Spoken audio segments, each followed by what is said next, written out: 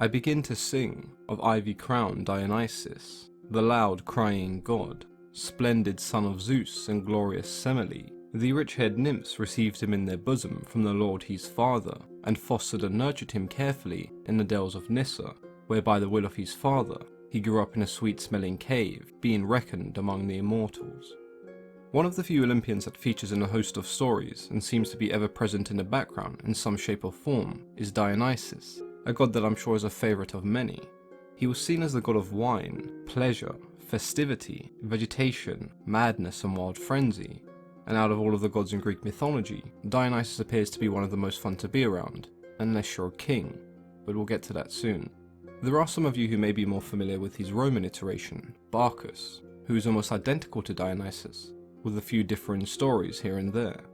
With all of that being said, Dionysus is perhaps one of the most unique gods that we encounter in Greek mythology. A god giving birth to another god is fairly common.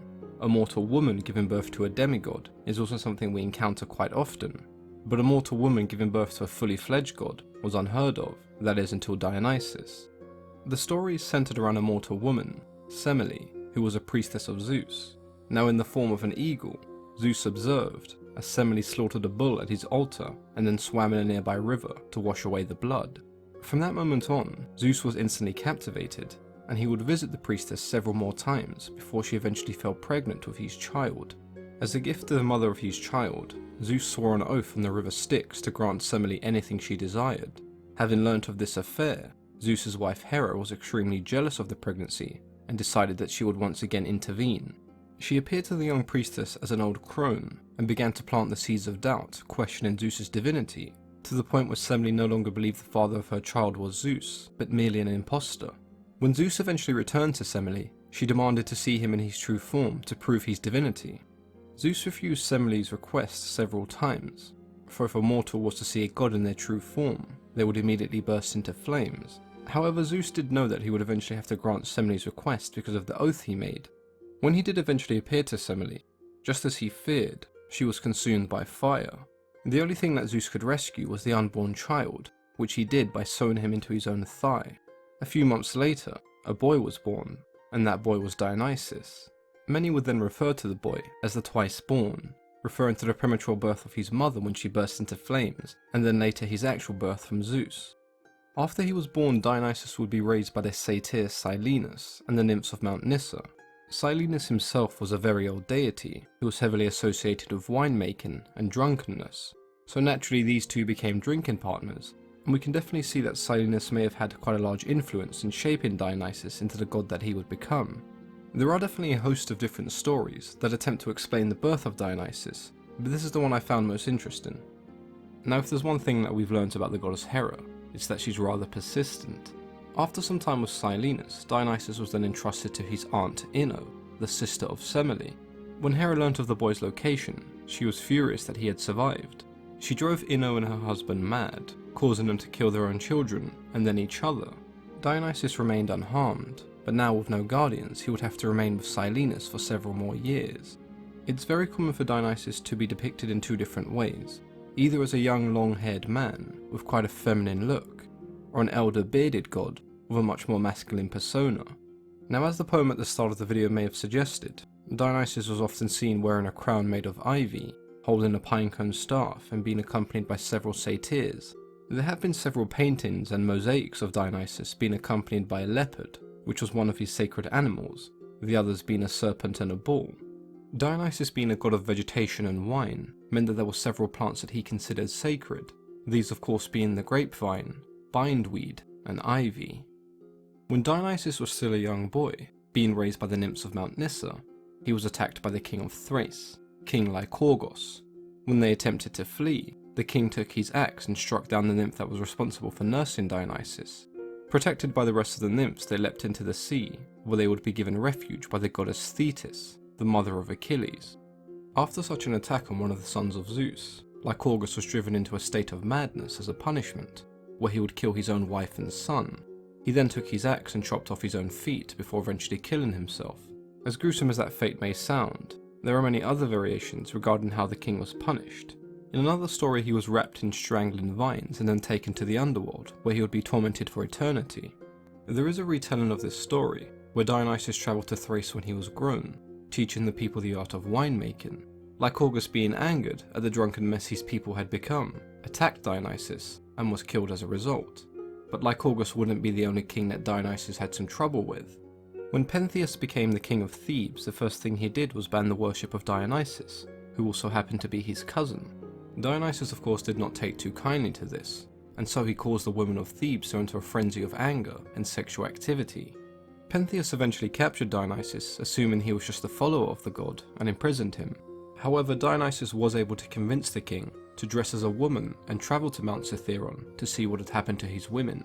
Once he had arrived, Pentheus climbed the tallest tree he could find in order to see what the women were doing. In their maddened state, the women mistook the king for a wild animal, pulling him off the tree and tearing him apart limb from limb. Ironically, the first of these women to attack Pentheus was his own mother, who only realised what she had done upon returning to the city. So if there's one thing that we've learnt from these two stories, if you're a king who decides to anger Dionysus, it's probably the last thing that you'll ever do. Some of you may remember in my video on Hephaestus that when he was summoned by Zeus to Olympus he declined, and none of the other gods could convince him to change his mind. It was then Dionysus who got Hephaestus so drunk that he was able to put him on the back of a donkey and escort him to his father. Now when it comes to women, it's fairly reasonable to assume that Dionysus had several lovers, with him essentially being the party animal of Greek mythology, but he did choose to marry one. After he killed the Minotaur, Theseus sailed from Crete with the two daughters of King Minos. Theseus eventually decided that he no longer wished to marry Ariadne, and so he abandoned her on the island of Naxos, where she would be found by Dionysus, who fell in love with the princess and decided that she would be the woman he would marry. In their union the two had many children, but Ariadne's life wasn't exactly the easiest after she gave birth to Dionysus' children. Soon after giving birth, Ariadne would be killed, either by the goddess Artemis or the hero Perseus, but she wouldn't remain in the underworld for long, which does lead us to our next story. After losing his wife, Dionysus travelled to the underworld, where he would face both Thanatos and Hades, convincing them both to allow him to bring back Ariadne and his mother Semele, taking them both to Olympus where they were granted immortality. It was actually later believed that Dionysus was one of the few Olympians with the power to bring back deceased mortals from the underworld and restore them to life. When Dionysus was looking for Ariadne and his mother in the underworld, he came across a shepherd known as Polymus, who helped guide Dionysus, and as a reward the shepherd only wished Dionysus to be his lover. Sadly, the shepherd died before Dionysus could honour his pledge, so in order to keep his promise he fashioned a phallus from an olive branch and placed it on the shepherd's tomb. I'm not exactly sure how a penis-shaped olive branch meant that he kept his promise, but I guess you have to give it to Dionysus for creativity on this one. When he was travelling through the Aegean Sea, Dionysus was captured by a group of pirates who attempted to sell him into slavery. At this point Dionysus was still fairly young, but he took his staff and he was able to transform most of these pirates into dolphins. In this particular Roman mosaic, it's fairly difficult to see Dionysus because of the damage that occurred over the years, but we do see the pirates jumping overboard as they're being transformed. We also see some of the nymphs that were raising Dionysus, along with a very plump looking Silenus. The final story we'll be covering is the story of King Midas. When Dionysus and Silenus were drinking in Midas' kingdom, the two overindulged and became separated. When King Midas found Silenus, he offered him his hospitality and sent him back to Dionysus. Out of gratitude, Dionysus offered the king any wish of his choice. Against the god's best advice, Midas requested to be able to turn anything into gold. When Midas no longer wanted the gift, it was Dionysus who helped the king return everything he touched back to normal. Dionysus is one of the most respected and valued gods in the entire Greek pantheon. Many saw him as some kind of Roman hero, because he did spend most of his life travelling, teaching the art of winemaking, helping those in need, and just overall having a great time. As Dionysus travelled, his cult following only grew larger and larger, which is why there is so much classical art devoted towards the god. I'm sure there's a ton of stuff that I haven't mentioned, so if there's anything about Dionysus you'd like to share with me, then please do so in the comments below.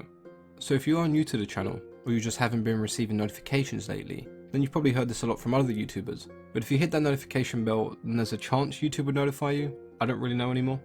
The best way for you guys to keep updated and make sure you never miss a video is to go over to Twitter and follow me there, at Myths Explained. I'll leave a link in the description and the comments for you guys to click on. We have recently hit 200,000 subscribers, so I'd like to thank all of you guys for continually supporting the channel. As always, I've been your host, Mythology and Fiction Explained, and I'll see you guys in the next video. That is if you do get notified.